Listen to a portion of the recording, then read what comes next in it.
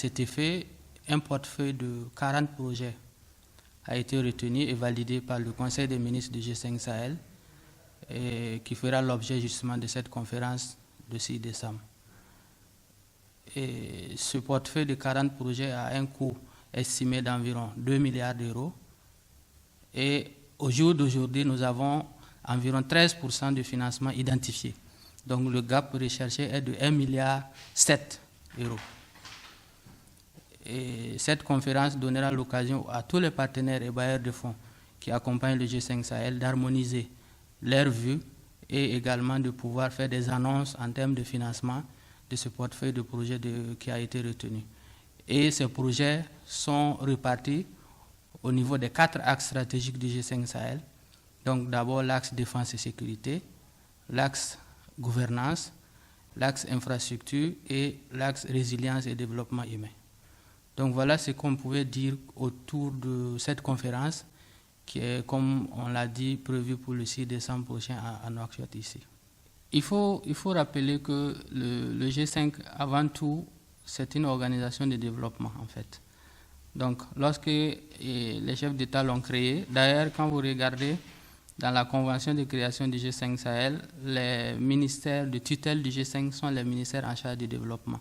Donc on a voulu créer une organisation de développement, mais qui a un bras sécuritaire, parce qu'on sait que mener des actions de développement au niveau de cette zone-là nécessite d'avoir un accompagnement au niveau sécuritaire.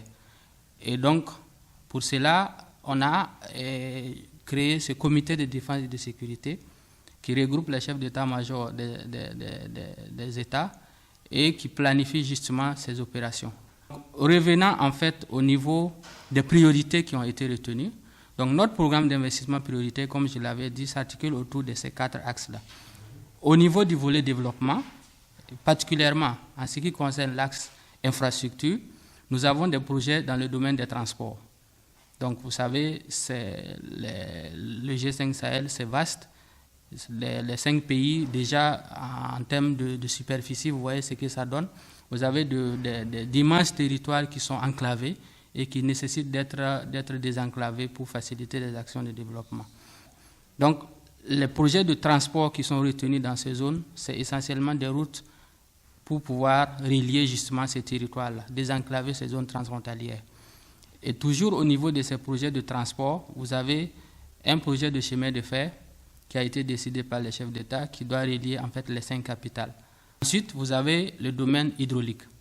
Donc, vous avez également toute la problématique de cette question d'accès à l'eau qui se pose au niveau de G5 Sahel, en particulier, et puis bon, dans le Sahel de façon générale. Donc, nous avons identifié un certain nombre de projets d'adduction en eau potable, des ouvrages pastoraux, parce que c'est des zones également où vivent essentiellement des éleveurs, donc des ouvrages pastoraux, et enfin des aménagements hydro-agricoles autour d'un certain nombre de retenues d'eau pour permettre des activités agricoles également, pour non seulement les populations locales, mais également toutes ces populations qui sont déplacées et qui vivent au niveau de ces zones-là. Troisièmement, c'est l'énergie. Ça également, vous connaissez en fait le défi. Et nous voulons miser en fait sur la technologie photovoltaïque, c'est-à-dire le système solaire. Nous avons le soleil en abondance, donc l'idée c'est de pouvoir électrifier ces zones rurales transfrontalières-là par le système photovoltaïque. Et enfin, au niveau des infrastructures, nous avons des projets dans le domaine des télécoms. Et ça également, vous savez avec moi qu'il y a d'immenses territoires qui ne sont pas couverts par les réseaux de téléphonie mobile qui, comme c'est des opérateurs privés, se concentrent dans les grands centres urbains où naturellement il y a la demande. Donc l'idée c'est de pouvoir couvrir ce qu'on appelle les zones d'ombre au niveau de ces régions-là, zones d'ombre ou zones blanches, donc par des extensions des antennes relais, des stations relais, ou également par la technologie satellitaire. Donc nous avons également des projets dans ce domaine. Et toujours dans le volet développement, vous avez un axe résilience et développement humain qui va traiter toutes les questions d'accès aux ressources naturelles, qui traite les questions de vulnérabilité des populations qui se trouvent dans ces zones-là, notamment les jeunes et les femmes, et également qui s'adresse à la malnutrition et puis à l'éducation des enfants. Et ça a été validé au niveau des États, puis par le Conseil des ministres. Et donc, ce portefeuille de projets, de 40 projets, C'est vraiment ce qui est prioritaire des États et qui rentre, on va dire, dans les critères de sélection également du G5 Sahel, conformément à sa stratégie qui s'appelle Stratégie pour le développement et la sécurité.